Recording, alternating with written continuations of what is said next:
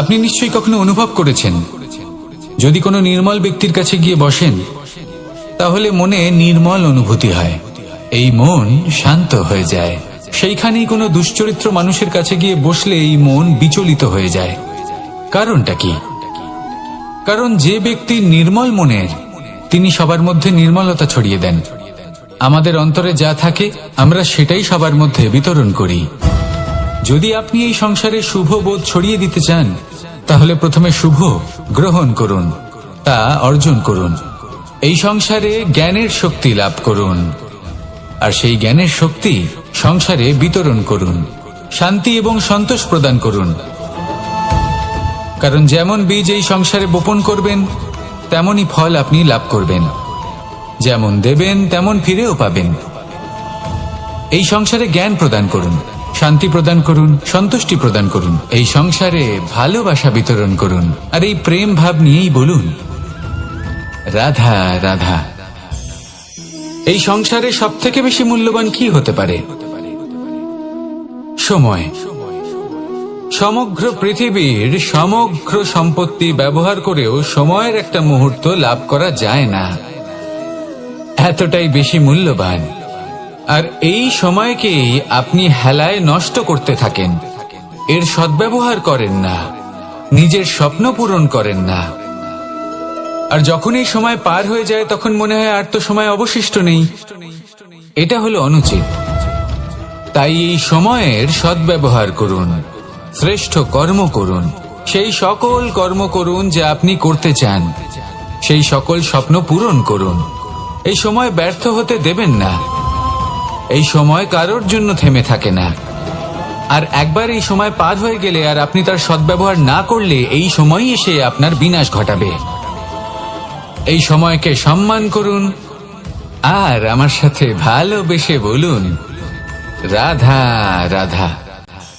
এই সংসারে দুই ধরনের মানুষ দেখা যায়, এক সরল, দুই জটিল।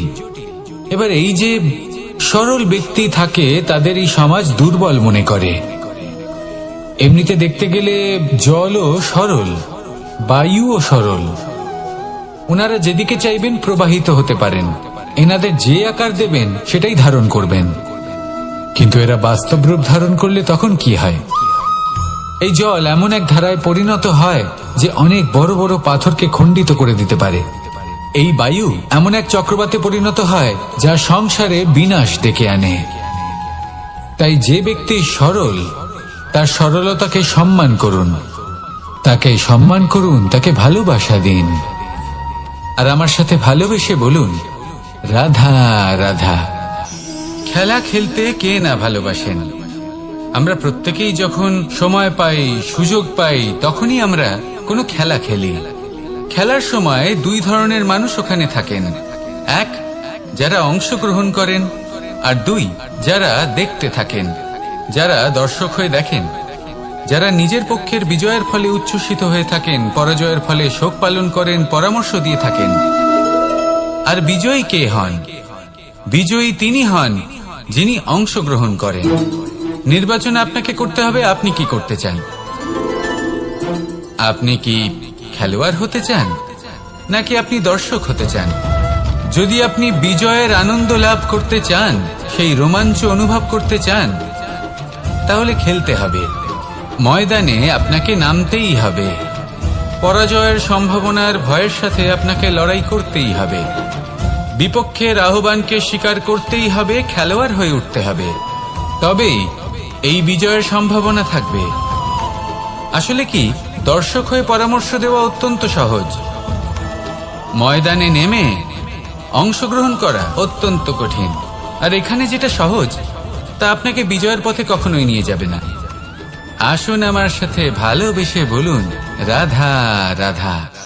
এই সংসারে মানুষ জন্মগ্রহণ করেন, বড় হতে থাকেন, পুরুষার্থ লাভ করেন, অর্জন করেন। অর্জন করা আসলে কি? বেশিরভাগ মানুষ বলেন অর্জন করা অর্থাৎ ধন সম্পত্তি অর্জন করা। আর কি অর্জন করা যায়? আর কি লাভ করা যায়?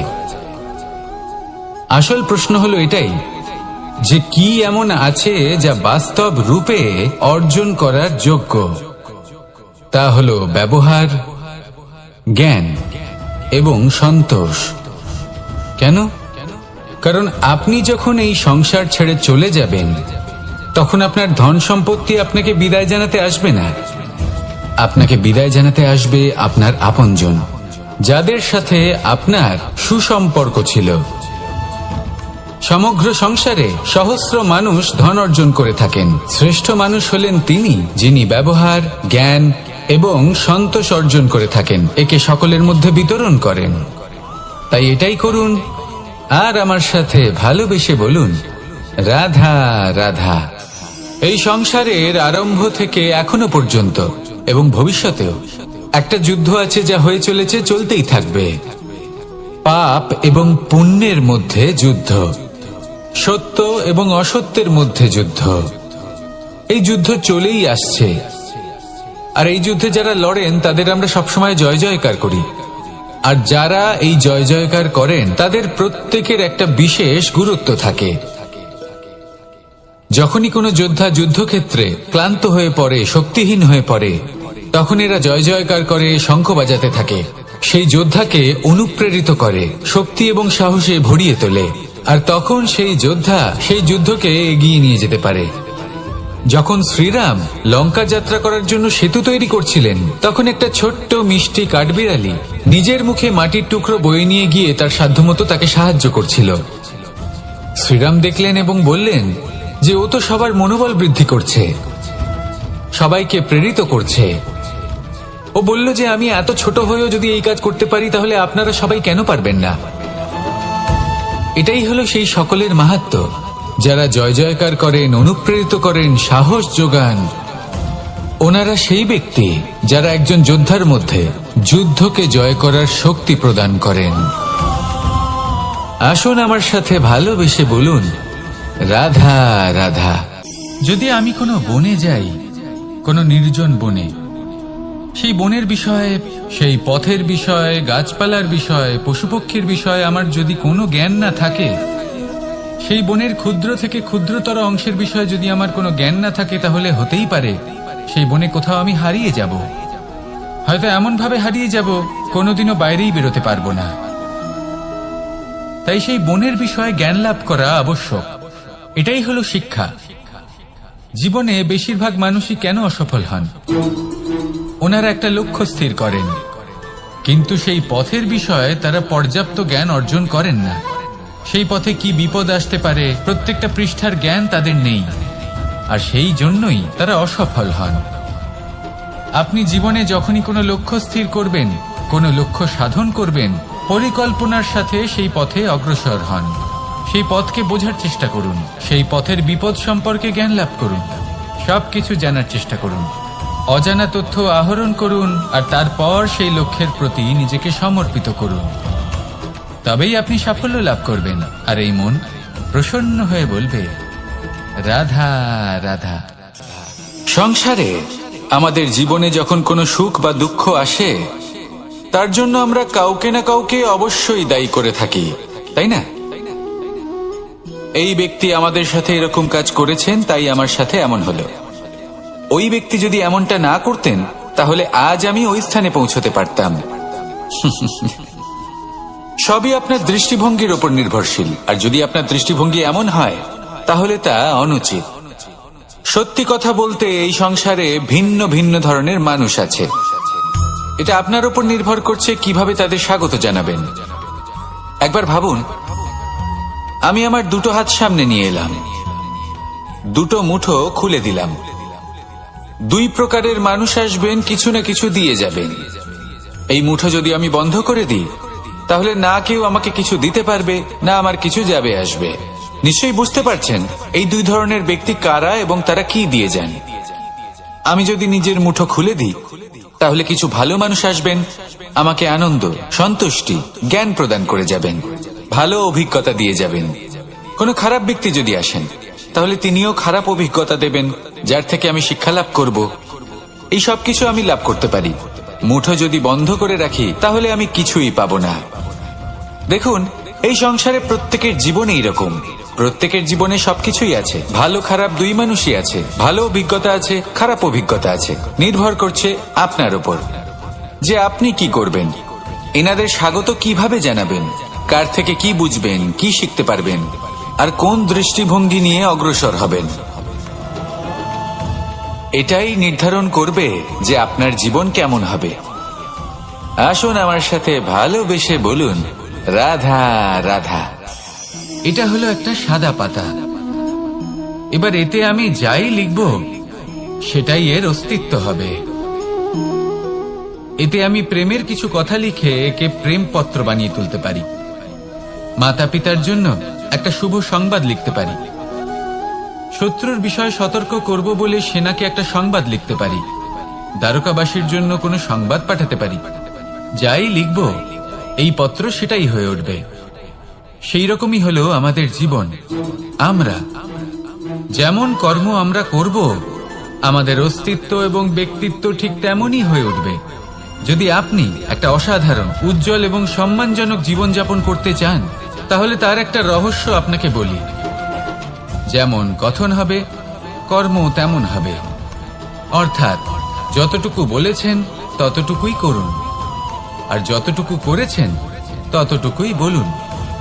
এই একটা নিয়ম যদি আপনারা পালন করেন, তাহলে এই সংসারের সমস্ত পণ্ডিত আপনাকে অবশ্যই সম্মান করবেন। তাহলে এটাই করুন আর আমার সাথে ভালোবেসে বলুন, রাধা রাধা। কখনো কোনো পাখিকে দেখেছেন?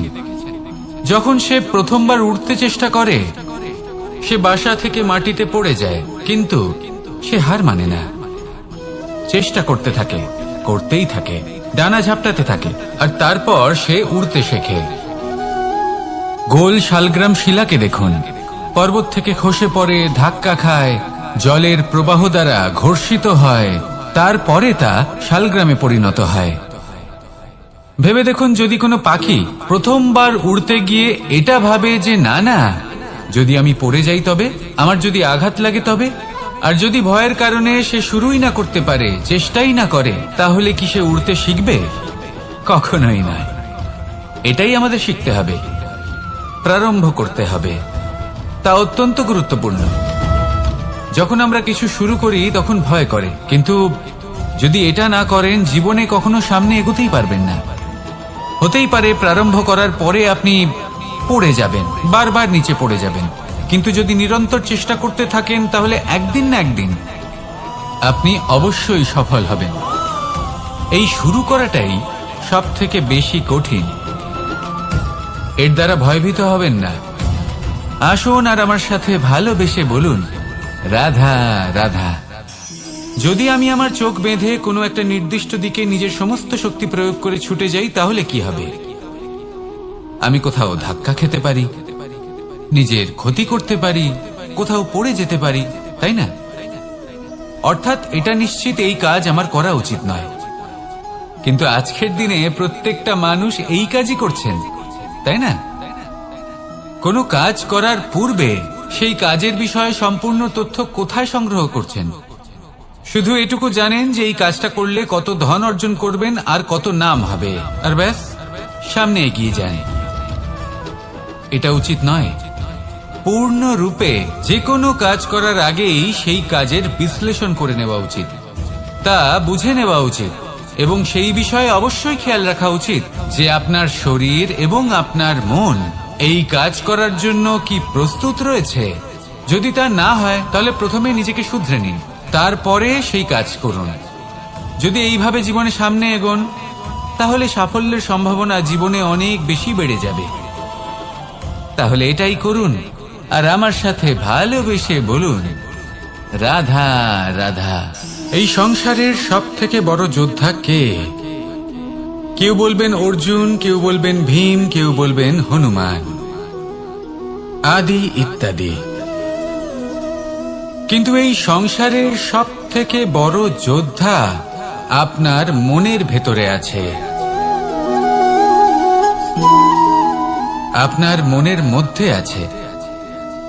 সেই ব্যক্তি সব থেকে উঁচুতে পৌঁছতে পারেন যিনি নিজের অন্তরের খামতি বুঝতে পারেন, নিজের দোষ বুঝতে পারেন, তার সাথে লড়াই করেন এবং তার উপর বিজয় লাভ করেন। যে ব্যক্তি এটা শিখতে পারেন, যে ব্যক্তি এটার উপর জয়লাভ করতে পারেন, তিনি হলেন সব থেকে বেশি শক্তিশালী, সব থেকে বেশি বীর এবং সব থেকে বেশি পরাক্রমী ব্যক্তি। আমরা সকলে এই সংসারকে পাল্টাতে চাই। তার জন্য প্রথম পদক্ষেপ আপনাকে নিতে হবে, নিজেকে দোষমুক্ত করতে হবে।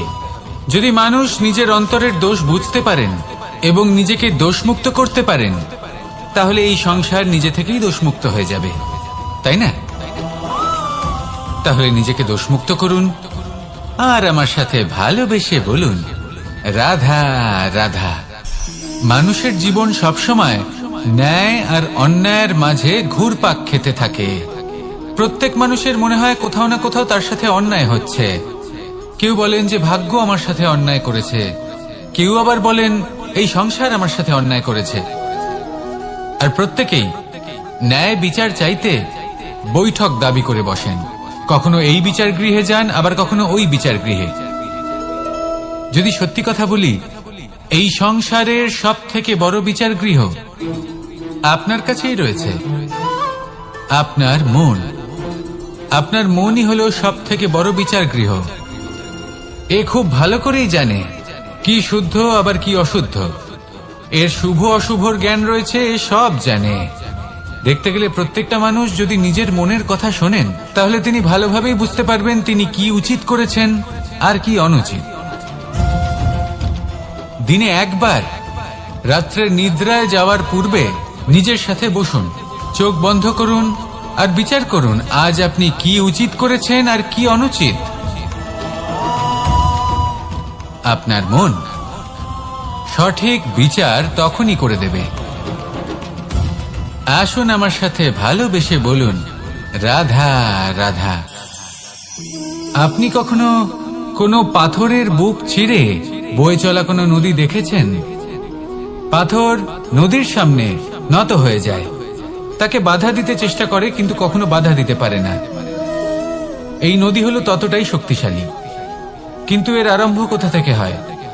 দূরে কোথাও কোনো পর্বতের চূড়াতে এক বিন্দু জল ঝরে পড়ে আর তার সাথে হিম গলিয়ে দেয়। তারপর জলের শক্তি বৃদ্ধি পায়, তারপর অনেক বিপদের সম্মুখীন হয় আর অনেক ধরনের বাধা সে অতিক্রম করে। তার শক্তির এতটাই বৃদ্ধি হয় যে তাকে বাধা দেওয়া একেবারেই অসম্ভব ব্যাপার হয়ে যায়। দেখুন, নদী তো মহান বটেই, কিন্তু তাকে মহান করে তুলেছে কে? সেই সকল বিপদ যার থেকে ও কখনো পালায়নি। সেইভাবেই আমাদেরও বিপদ থেকে পালিয়ে গেলে হবে না, তার সম্মুখীন হতে হবে সাহসের সাথে, পূর্ণ শক্তি প্রয়োগ করে। তবেই আমরা শিখতে পারবো, তবেই আমরা সামনে এগোতে পারবো। যদি আপনি জীবনে কুন্দন হয়ে উঠতে চান, তাহলে জ্বলন সহ্য করতেই হবে। আসুন আমার সাথে ভালোবেসে বলুন, রাধা রাধা। এ হলো গোলাপ ফুল, একে আমরা সকলেই চিনি। সমগ্র সংসার ভালোবাসে এই পুষ্পকে। এই ফুল দেখতেও সুন্দর। সবথেকে বেশি গুরুত্বপূর্ণ কথা হলো এর সুগন্ধ, যা দূর দূরান্ত থেকে ব্যক্তিদেরকে আকৃষ্ট করে। এই সুন্দর পুষ্প একটু মন দিয়ে দেখলেই দেখা যায় এর নিচে কাঁটা রয়েছে। এই সংসার বলে, এ প্রকৃতির কেমন রচনা, এত কোমল পুষ্প, এটা কি তীক্ষ্ণ কাঁটা সহ প্রস্ফুটিত হয়? এটাই হলো জীবনের সত্য। আমাদের অন্তরের সদ্গুণ, সেগুলিও এই ফুলের মতোই সুন্দর। সংসার এর সৌন্দর্য দেখতে পায়, এর সুগন্ধ চতুর্দিকে ছড়িয়ে পড়ে। কিন্তু এই সদ্গুণ জাগ্রত করে তোলার জন্য কঠোর পরিশ্রম করতে হয়, প্রতিনিয়ত চেষ্টা করে যেতে হয়। তাই জন্য যদি আপনি জানেন আপনার পথ উচিত কিন্তু তা কাঁটায় পরিপূর্ণ, তাহলে থামবেন না, চলতে থাকুন। একবার যদি অন্তরের সদ্গুণ জাগ্রত হয়, তাহলে এই সংসার এর সৌন্দর্য দেখবে আর সুগন্ধে আকর্ষিত হয়ে আপনার কাছে আসবে। এই মন, এই জীবন প্রসন্ন হয়ে বলবে, রাধা রাধা।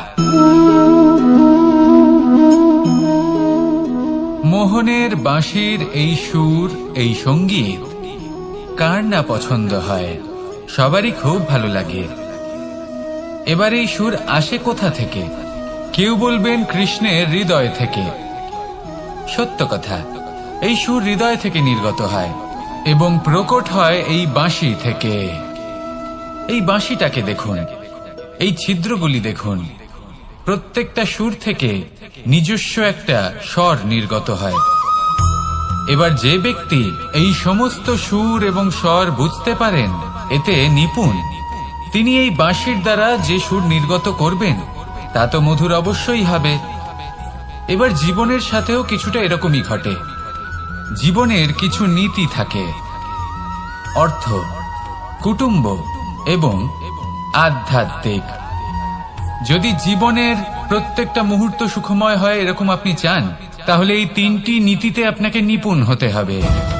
কোনো একটি বিশেষ নীতির প্রতি যদি আপনি বেশি ঝুঁকে পড়েন, তাহলে বাকি দুই নীতি থেকে যা সুখ লাভ করা সম্ভব তা পারবেন না। ধন অর্জন করতে হবে পরিবারের জন্য, পরিবারের সুখ মনের শান্তির জন্য, মনে শান্তির প্রয়োজন মনের শুদ্ধতার জন্য। যখন এই মন শুদ্ধ হবে, জীবন শুদ্ধ হবে, পবিত্র হবে, সুন্দর হবে এবং ভালোবেসে বলবে রাধা রাধা। জল, এ হলো জীবনের আধার পঞ্চতত্ত্বের মধ্যে একটি, আর অত্যন্ত বিশেষ। এর থেকে অনেক বড় শিক্ষা পাওয়া যায়। এই জল, গন্তব্যের বিষয়ে এর স্পষ্ট ধারণা আছে। ও জানে ওর লক্ষ্য কি, আর প্রয়াস করে ততদূর সে পৌঁছেও যায়।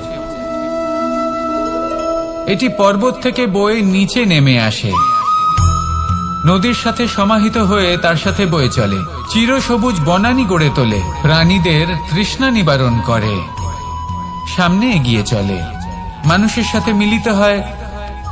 যারা একে বাঁধের মধ্যে বেঁধে রাখতে চেষ্টা করে, সে বন্দি দশাতেও থেকে যায়, মানুষের কল্যাণ করে।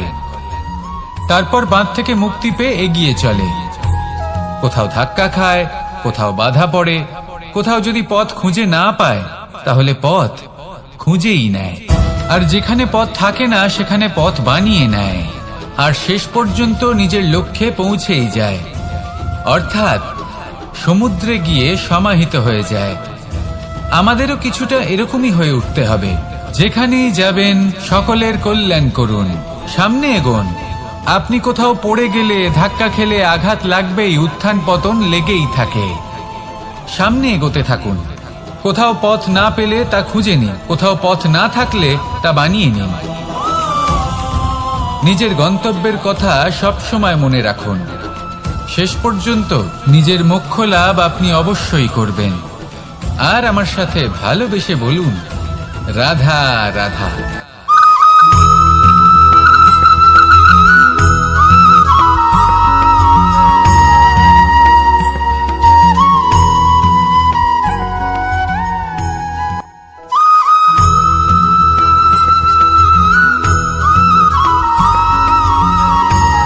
কথায় আছে, প্রত্যেক পুত্র তার পিতার প্রতিচ্ছবি হয়, আর সমস্ত প্রতিচ্ছবি চায় যেন সে তার অস্তিত্ব প্রাপ্ত করতে পারে। পুত্র চায় সে যেন তার পিতার মতো হয়, বা কখনো কখনো তার থেকেও শ্রেষ্ঠ হয়। সেটা কোনো অনুচিত ব্যাপার নয়। অনুচিত তখন হয় যখন পুত্র নিজের পিতার মতো হবার স্বপ্ন পূরণ করতে গিয়ে বা তার থেকেও শ্রেষ্ঠ হবার স্বপ্ন পূরণে অনুচিত পথের আশ্রয় নেয়। কারণ তারপরে সে তার পিতার গুণগুলি আত্মসাৎ করতে চায় না।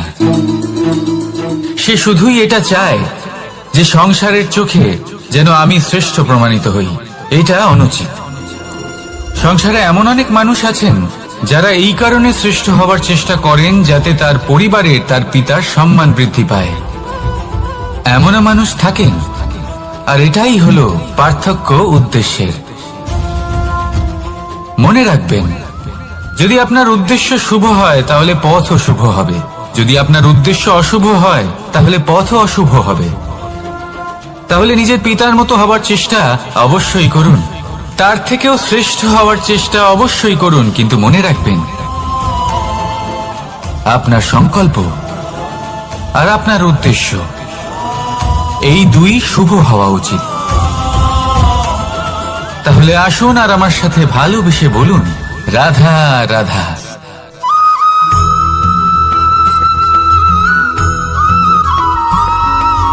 বসন্ত ঋতু, এই সময় মন আনন্দে ভরে থাকে। এমন মনে হয় যেন আমরা আকাশে বিচরণ করতে চলে যাই, কিন্তু সেটা তো সম্ভব নয়। সেই জন্য হয়তো আমরা ঘুড়ি ওড়াই, এই ঘুড়িকে নিজেদের প্রতিরূপ মনে করে। এবার অনেক মানুষ আছেন যারা ঘুড়ি ওড়ান, কিন্তু এই কর্মের সারমর্ম কি সেটা কজন বুঝতে পারেন? আপনি এটা মনে করুন যে আপনি হলেন সেই ঘুড়ি, আর এই সুতো যিনি ধরে রয়েছেন তিনি হলেন পরমাত্মা। আর এই সুতো যেখান থেকে শুরু হয় সেই লাটাই হলো আমাদের কর্মচক্র।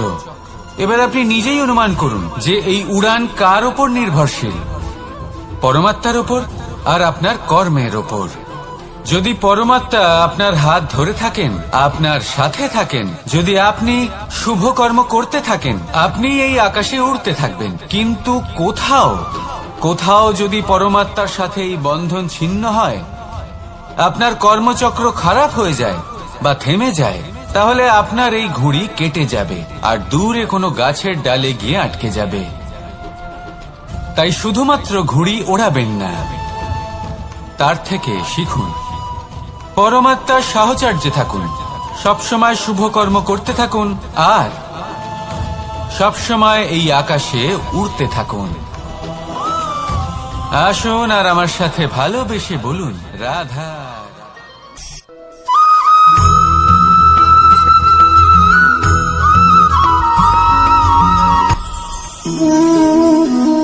শক্তি এক অত্যন্ত বিচিত্র বস্তু, বা বলতে পারেন অনুভূতি। পিতা সবসময় চান যেন তিনি তার শক্তি পুত্রকে। আসুন আপনাকে সহজে বোঝাই। যদি আপনি সুপাত্র হন আর আপনাকে শক্তি দেওয়া হয়, তাহলে আপনি সেই শক্তির গুরুত্ব বুঝবেন, কোথায় সেই শক্তি প্রয়োগ করা উচিত সেটা বুঝবেন। আর এটা যেহেতু অর্জন করা শক্তি হবে, সেই শক্তির অপব্যবহার হবে না। কিন্তু যদি এই আপনি কুপাত্র হন আর যদি আপনাকে এই শক্তি দেওয়া হয়, তাহলে কি হবে? দেখতে গেলে এই শক্তি আপনি দান হিসেবে পেয়েছেন, তাই না আপনি এই শক্তির গুরুত্ব বুঝবেন আর না এর প্রয়োগ আপনি জানবেন। তার অপব্যবহার হওয়া সুনিশ্চিত। তাই যদি আপনি কোনো শক্তি অর্জন করতে চান, তাহলে আগে তার যোগ্য হয়ে উঠুন, পুত্র নয় পাত্র হয়ে উঠুন। আর আমার সাথে ভালোবেসে বলুন, রাধা রাধা।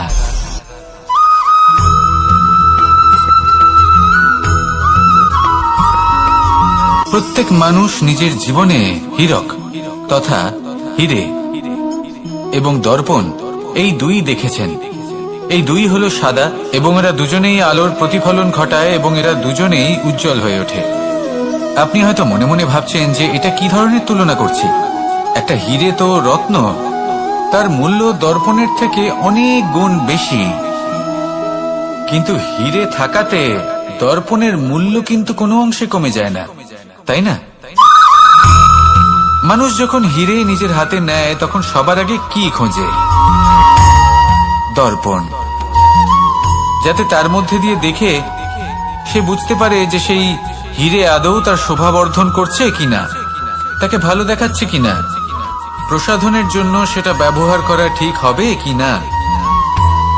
অর্থাৎ হীরের উপস্থিতিতে দর্পণের গুরুত্ব কম হলো না, দর্পণের কারণে হীরের মূল্য বোঝা গেল। আমাদের জীবনেও ঠিক এরকমই ঘটে। আপনারা যদি সংসারে নিজের আশেপাশে দেখেন, এমন অনেক মানুষ দেখতে পাবেন যারা নিজেদের ক্ষেত্রে মহান স্থানে পৌঁছেছেন, নিপুণ, তাহলে নিজেকে ছোট মনে করবেন না। আসুন আর আমার সাথে ভালোবেসে বলুন, রাধা রাধা।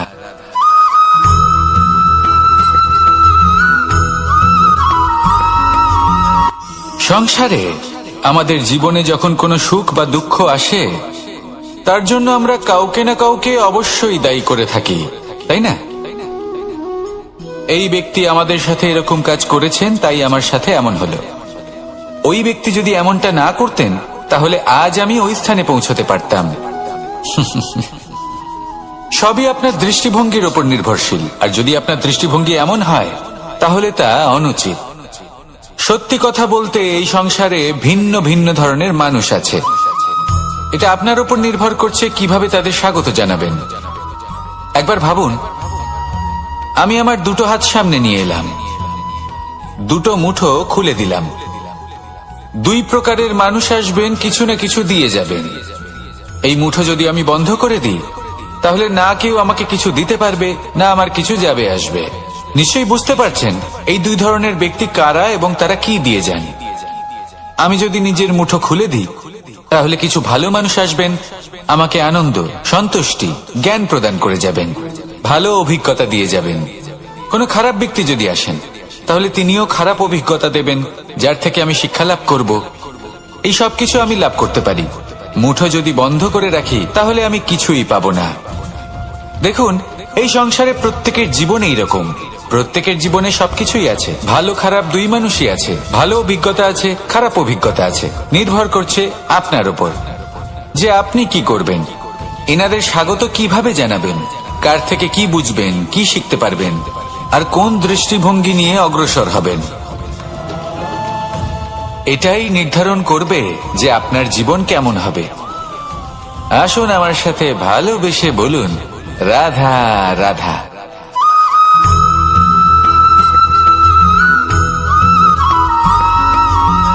এই দড়িটা দেখুন, ছোট ছোট রেশম দ্বারা তৈরি, এটা সরু সুতো দ্বারা তৈরি হয়েছে এটা, আর এ অত্যন্ত কোমলও বটে।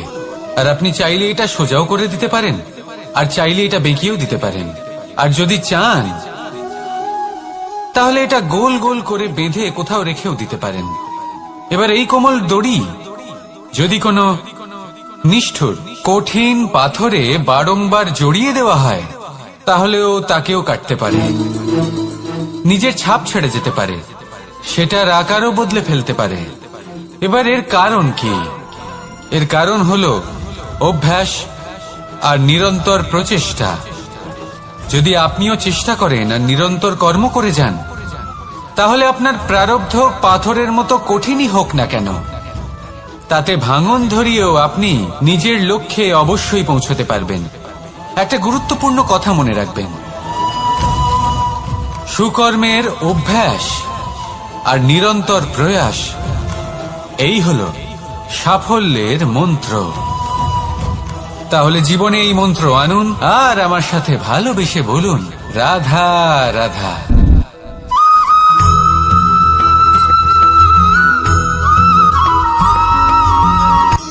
শক্তি, শক্তি অর্জন করা এতটা কঠিন নয় যতটা শক্তি লাভ করার পরে সেই শক্তি সামলানো কঠিন হয়।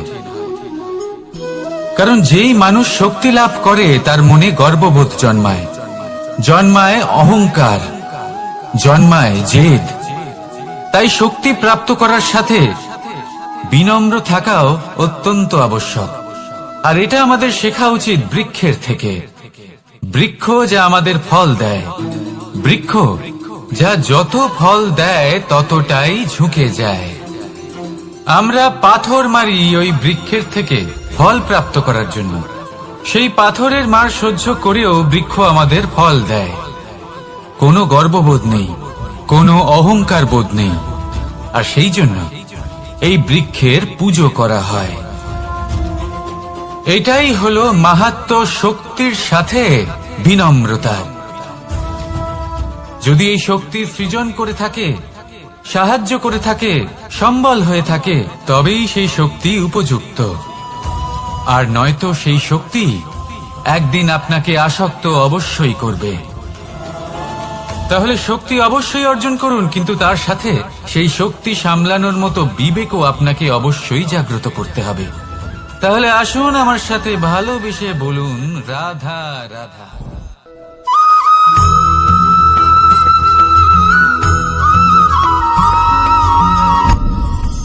আপনি কি কখনো কোনো জলের ধারা দেখেছেন? তার সামনে যতই মাটি থাকুক না কেন, যতই কাদা থাকুক না কেন, যখন এই জলের ধারা বইতে আরম্ভ করে দেয়, তাহলে নিজের মনের, নিজের ভাবনার, নিজের জীবনের যত অনাবশ্যক তত্ত্ব আছে, অনুপযোগী অংশ রয়েছে, অর্থাৎ অপরিষ্কার অংশ রয়েছে তা নিজে থেকেই নির্মল হয়ে উঠবে। আর যেরকম জলের ধারা কখনো থেমে থাকে না, সব সময় বয়ে চলে, সেইভাবে আপনিও কখনোই থামবেন না। সবসময় বয়ে চলুন, এগোতে থাকুন।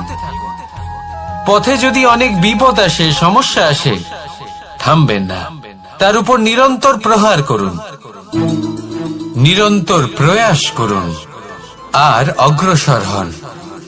আপনি ভেবে দেখুন, এই জলের ধারা কখনো থেমে থাকে না, সবসময় বয়ে চলে, বিপদের সম্মুখীন হয়ে তাকে সাথে বয়ে নিয়ে চলে।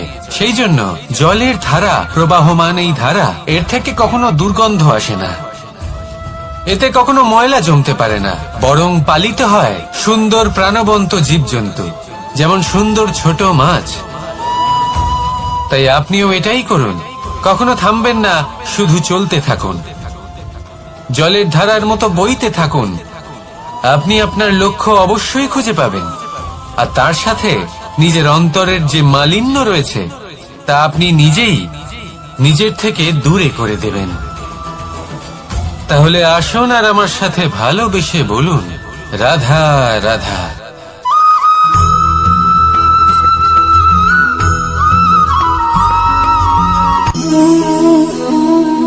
নিয়তি। রাধা আমাকে বলে, কৃষ্ণ, যদি তুমি জানো যে নিয়তিতে কি আছে, তাহলে তাকে বদলে দাও না কেন? মহাদেব আমাকে বলেন যে শ্রীকৃষ্ণ, যদি আপনি এটা জানেন যে সাম্বের নিয়তি এটাই, তাহলে আপনি তাকে বদলানোর চেষ্টা কেন করেন? কেন? কারণ আমি একজন পিতা, আর পিতার কর্তব্য এটাই, তিনি যেন সম্ভাব্য সব চেষ্টা করেন নিজের সন্তানের মঙ্গলের জন্য। নিয়তি আমি জানি, কিন্তু এটাও আমি জানি যে কর্মের থেকে বড় আর কোনো নিয়তি হতে পারে না। অভিজ্ঞতাও রয়েছে যে কর্মের হাতে নিয়তির এই চক্র বদলে যেতে পারে। তাই জীবনে যদি আপনার কখনো এমন মনে হয় যে এটা তো অসম্ভব, তখনও চেষ্টা করা কখনোই ছাড়বেন না। কে বলতে পারে আপনারই কর্মের কোনো এক বীজ হয়তো নিয়তির চাকায় আটকে গেল, আর নিয়তিকে নিজের পথ পাল্টাতে হলো, ঠিক কিনা? সেই জন্য নিয়তিকে ভাগ্য মেনে নিয়ে চুপ করে বসে থাকবেন না। নিজের নিয়তি স্বয়ং নিজের কর্মের দ্বারা নির্ধারিত করুন, কারণ আপনার এই কর্মের ওপরেই আপনার অধিকার রয়েছে, আর এই অধিকারকে নিয়তি অনেক সময় সম্মানও করে। তাহলে আসুন আর আমার সাথে ভালোবেসে বলুন, রাধা রাধা।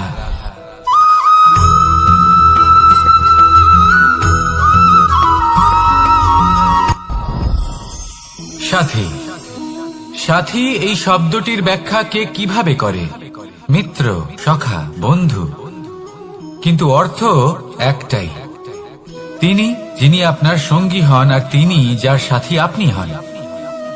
এবার সব থেকে বড় প্রশ্ন হলো এটাই যে তিনি কে হতে পারেন যাকে আপনি আপনার সাথী বলে মেনে নিতে পারেন, নিজের সখা, নিজের মিত্র, নিজের বন্ধু মেনে নিতে পারেন। আপনার সাথী হলেন তিনি যিনি দুঃখের সময় আপনার পাশে থাকবেন, আপনার হাত ধরে থাকবেন। আপনার সাথী হলেন তিনি যার হাত আপনি নিজের সুখের দিনে ধরে থাকবেন। সেই সাথীরই হাত ধরুন যিনি দুঃখে সবসময় আপনাকে সাহায্য করার জন্য তৎপর হয়ে থাকেন, আপনার পাশে থাকেন, আর যাকে সুখের দিনে আপনি আপনার সাথে রাখতে পারেন। আর যখন আপনার সাথে আপনার এই সাথী থাকবে, তখন আপনি এটা বুঝবেন যে যখন জীবনে দুঃখ আসে, তখন এই দুঃখ কমে যায়, সবার মধ্যে ভাগ হয়ে যায়। আর যদি তখন সুখ আসে, তাহলে সেটা সবার উপস্থিতিতে আরো বেড়ে যায়। এটাই হলো প্রেম, এটাই হলো ভালোবাসা, এটাই হলো সঙ্গ, যেমন সম্পর্ক আমার আর রাধার মাঝে। তাহলে আসুন আর আমার সাথে ভালোবেসে বলুন, রাধা রাধা।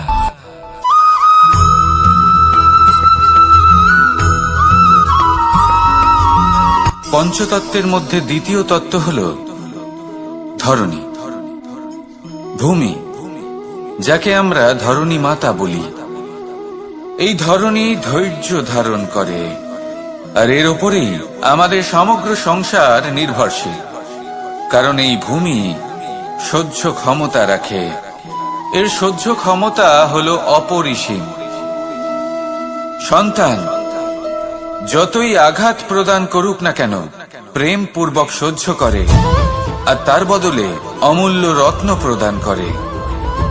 সন্তান যদি হাল চালায় তাহলে তার বদলে তাকে অন্ন প্রদান করে। এটাই হলো ধরনী। এবার এর থেকে আমরা কি শিক্ষা পেতে পারি? এটাই যে কারোর জন্য কিছু করা বা কাউকে কিছু দেওয়া মনে কোনো কামনা ছাড়াই। আর এই কথাটা বুঝে যান, যদি কারোর জন্য কামনা না রেখে বা কোনো পাওয়ার আশা না রেখে কারোর জন্য কিছু করেন বা কারোকে কিছু দেন, যদি এটা আপনি শিখতে পারেন তবে আপনি ভালোবাসতে শিখে গেছেন। আর সেই জন্যই এই ধরিত্রীকে মাতা বলা হয়। কারণ মাতা শুধু উনি নন যিনি গর্ভে সন্তানকে ধারণ করেন, মাতা তো উনিও যিনি জীবন বাঁচতে শেখান, যিনি জীবন বাঁচার উদাহরণ প্রদান করেন।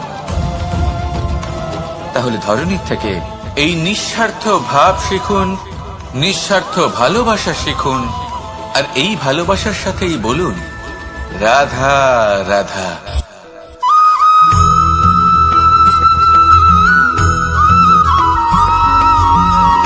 কথায় আছে, অন্ধকারে প্রদীপ প্রজ্বলিত করলে চতুর্দিক আলোকিত হয়। কিন্তু যদি এই প্রদীপ আমি সূর্যের আলোর সম্মুখে সকালবেলায় প্রজ্বলিত করে রেখে দিই, তাহলে কি হবে? আপনি বলবেন যে এটা করে তো কোনো লাভই হলো না। সূর্যের প্রকাশের সামনে এই প্রদীপ আসলে কিছুই নয়। এবার এই চিন্তা ভাবনা প্রত্যেক দিন করতে হবে, আর একটা অমূল্য শিক্ষা পেতে হবে। মনে করুন যে আপনি মহাপুরুষের সামনে বসে আছেন, কোনো মহাজ্ঞানীর সামনে। তাহলে সেই ব্যক্তির সামনে নিজের জ্ঞানের প্রদীপ প্রজ্বলিত করবেন না, নীরব থাকুন। আর সেই ব্যক্তির সূর্যের প্রকাশের মতো জ্ঞান প্রাপ্ত করুন। যতটা পারবেন জ্ঞান লাভ করুন। যদি এমন কোনো সময় এমন কোন স্থানে আপনি আছেন যেখানে চতুর্দিক অন্ধকার, কারোর কাছেই জ্ঞান নেই, সেখানে নিজের জ্ঞানের প্রদীপ প্রজ্বলিত করুন। এমন করলে দুদিক থেকেই আপনার লাভ হবে। আপনার জ্ঞান প্রাপ্তিও হবে, আর জ্ঞানের সঠিক প্রয়োগও করতে পারবেন। আর এই মন প্রসন্ন হয়ে বলবে রাধা রাধা।